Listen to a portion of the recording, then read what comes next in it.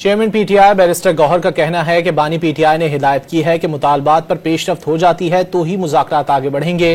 انہوں نے کہا کہ پی ٹی آئی مراد بڑھانے والے کسی بل کی حمایت نہیں کرے گی۔ پی ٹی آئی رہنما عمر ایوب نے واضح کیا کہ جب تک 9 مئی اور 26 نومبر کا کمیشن نہیں بنے گا مذاکرات نہیں ہوں گے۔ صاحب کی انسٹرکشنز یہی ہے کہ اگر پیش رفت ہو جاتی ہے کمیشن پہ تو پھر چوتھی میٹنگ کی طرف ہم جائیں گے، اگر نہیں ہو رہی تو کی روٹی لوگوں کو نہیں مل رہی، جہاں 80% 2,50,00,000 سے زیادہ بچے ایجوکیشن سے باہر ہیں، جہاں سے 50% سے زیادہ لوگ غربت کے لکیر کے نیچے وہ وقت گزار رہے ہیں، تو ہم کیوں اپنی تنخواہیں بڑھائیں گے؟ پاکستان تحریک انصاف کوئی ایسی بل کو سپورٹ نہیں کرے گی جو مراد بڑھانے کے لیے۔ کمیشن فارمیشن 9 مئی کا کمیشن، 26 نومبر کا کمیشن، بہت کلیئر ہے ہمارا سٹانس۔